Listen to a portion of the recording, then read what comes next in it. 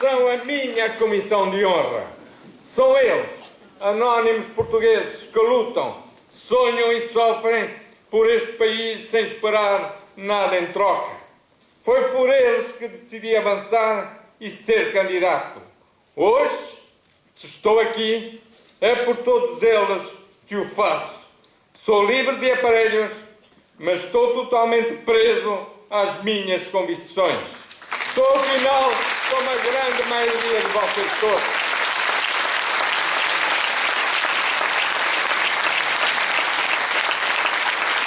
Juntos conseguiremos, nunca se esqueçam, os nossos melhores dias ainda estão para chegar.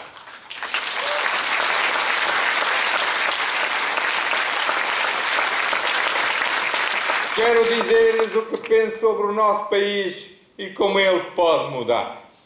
O maior drama que temos perante nós é, sem dúvida, o desemprego. Eu conheço estudantes que terminaram os seus estudos e esperam anos a fio por um emprego digno. Eu conheço trabalhadores que dedicaram décadas da sua vida a uma fábrica que encerrou sem os avisar.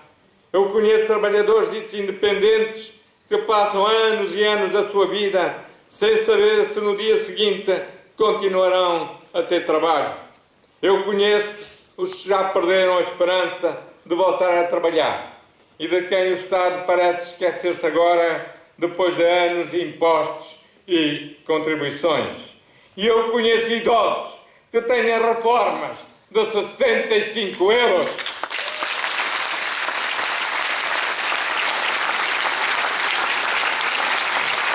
Penso nos concelhos onde hoje 1 em cada 5 habitantes querem trabalhar e não têm emprego. Falo nas pessoas de Mesão Frio, de Baião, de Espinho, de Castelo de Paiva, de Cabeceiros de Basto, de Rezende e de tantas outras freguesias, vilas e cidades do nosso país. Nas pessoas a quem pouco se fala e em quem pouco se pensa. Eu serei sempre a voz destes excluídos e de todos os excluídos.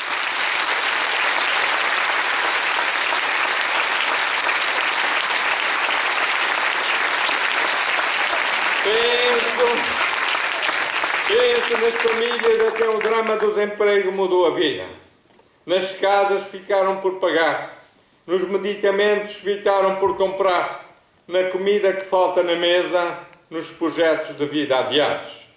Porque pensar no desemprego não é pensar num número. Pensar no desemprego é ser capaz de ver as pessoas desesperadas, humilhadas, que cada número esconde. Alguém disse que um morto é uma tragédia e 1 milhão de mortos não passa de uma estatística. Habituámos-nos a tratar os assuntos como se tudo se tratasse apenas de remeter para a comparação de percentagens nos períodos homólogos.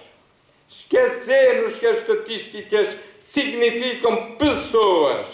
Cada décima equivale a muitas pessoas que, como eu, são feitas de carne, osso e sentimentos. Uma sociedade deve avaliar o seu grau de desenvolvimento tanto pela riqueza que gera, como pelos pobres que não ignora.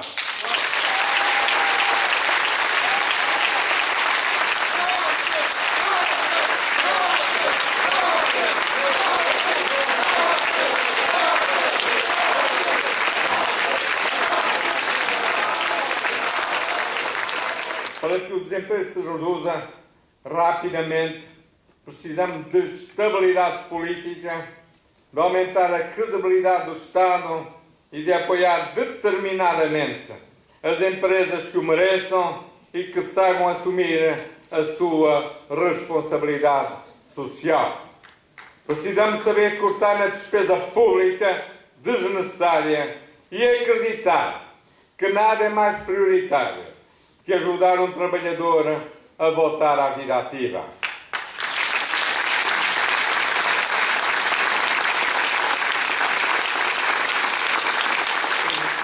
Os nossos centros de emprego são muitas vezes espaços de tristeza e de humilhação.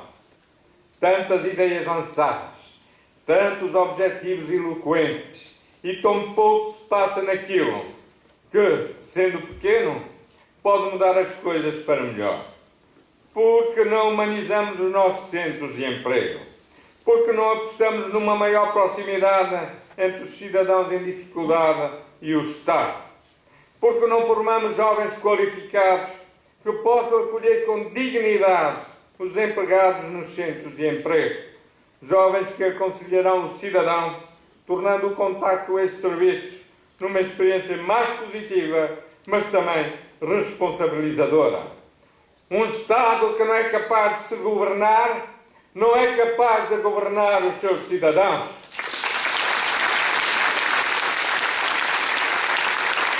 E aqui, exatamente aqui, o Presidente da República tem um papel central. Mesmo não governando, o Presidente é quem orienta, quem aconselha, quem influencia as decisões. É um árbitro, mas é também um mobilizador, um catalisador, um galvanizador. É isso que deve ser um Presidente da República.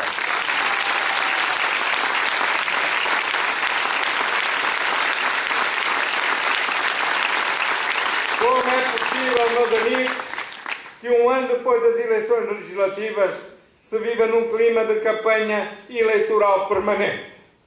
Como é possível que governos e oposição pareçam trabalhar mais para as notícias nas televisões do que para os portugueses?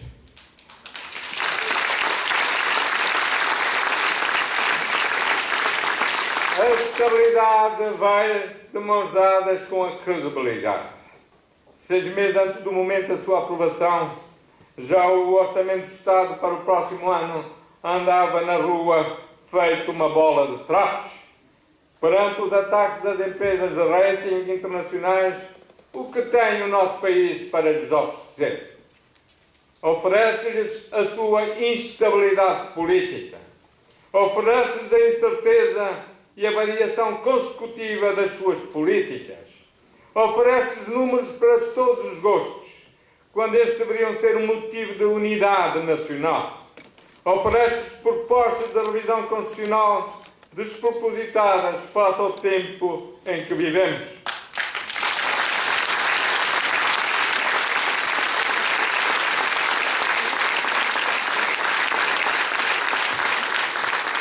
Oferece a ideia de que a entrada do FMI em Portugal é quase uma fatalidade ou uma irrelevância. Basta! Sejamos sérios, sejamos consequentes, sejamos competentes, sejamos coerentes, sejamos patriotas.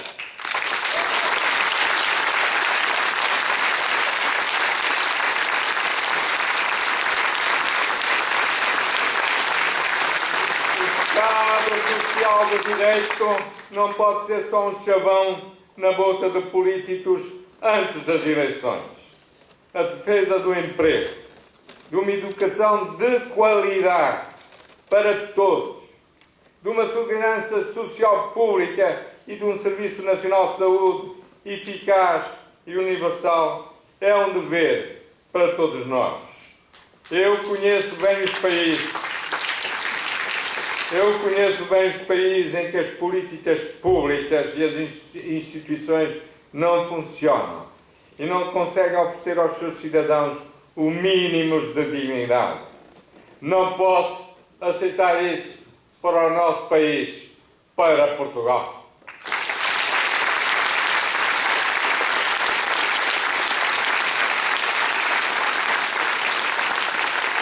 O Estado Social baseia-se na solidariedade e na repartição da riqueza. Eu abdico de parte dos meus rendimentos para que o sistema me ajude quando eu precisar, para que possa ajudar os outros. É o mais perfeito modelo até agora conseguido, que permite acabar com a pobreza extrema e dar oportunidades a quem de outro modo nunca as teria. Não é aceitável que se desbarate este património a favor de quem vive apenas pelo lucro e para o lucro.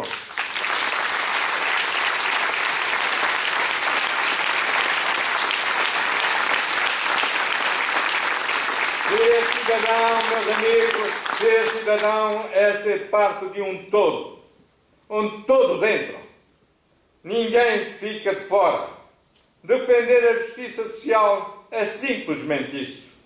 Ninguém fica para trás.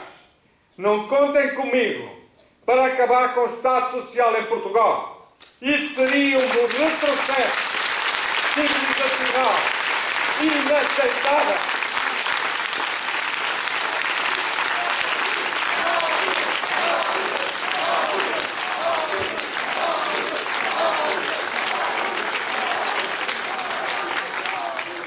É espantoso como este debate surge exatamente entre nós, no momento em que Barack Obama conseguiu o que quase ninguém acreditava possível.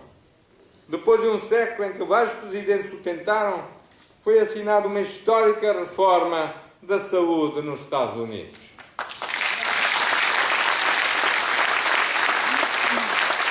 Na cerimónia da assinatura, Obama disse ser um dos dias mais importantes da sua vida, porque não se esquecia da imagem da sua mãe a discutir com as seguradoras, ao mesmo tempo que lutava contra um cancro.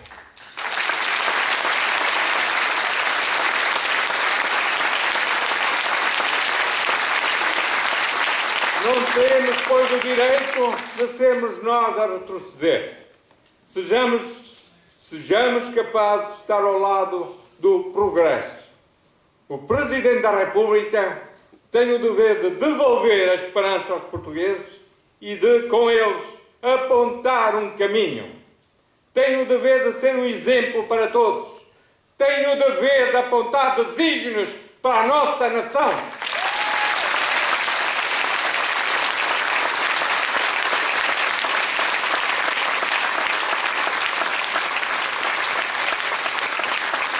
Dizem alguns que um presidente pouco ou nada pode fazer, que não deve intervir. Mas digam-me, por favor, se houver uma criança em Portugal com fome, deve um presidente seguir indiferente? Se houver uma idosa que não consegue pagar os medicamentos e que tem de escolher entre a conta na farmácia e a renda de casa, deve um presidente ficar em silêncio? Se uma família for destruída pelo flagelo do desemprego e lançada na miséria e na rua, deve um presidente calar?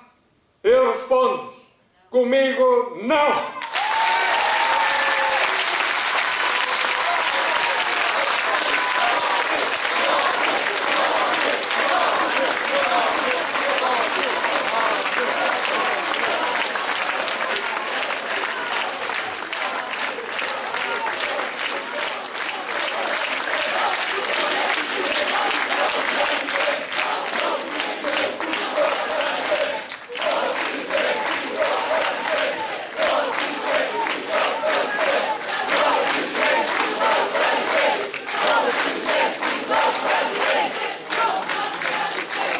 O meu caminho é feito com um compromisso: apostar no aumento da competitividade da economia e no modelo social que, sabendo ser inclusivo, saiba também destacar os melhores e os mais esforçados.